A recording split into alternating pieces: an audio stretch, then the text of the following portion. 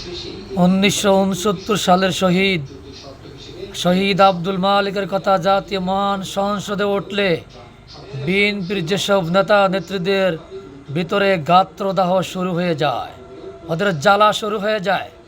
আমি মনে করি তারা বিএনপির সাবেক এই নেত্রীর সংসদের সাবেক এই বয়ান শুনলে বুঝতে পারবেন। আপনারা একটু শুনেন। তাদের নতুন কৌশল নয়। সেই 1958 সালে তদানীন্তন পূর্ব পাকিস্তানের প্রাদেশিক সভার ডেপুটি স্পিকার শাহেদ আলীকে অধিবেশন চলাকালে পিটিয়ে হত্যা করা হয়েছিল মান স্পিকার।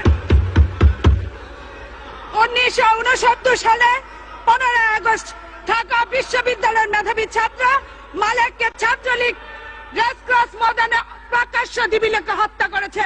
যে ছাত্রলীগের নেতারা আজকে এই আওয়ামী লীগের কেন্দ্রীয় নেতা মাননীয় স্পিকার। 70-এর জানুয়ারিতে জামাত ইসলামীর জনসভায় হাঙ্গামা সৃষ্টি করে পিটিয়ে হত্যা করেছিল কমপক্ষে 5 জন নিরীহ শস্ত্রধারী লোকদেরকে মাননীয় স্পিকার।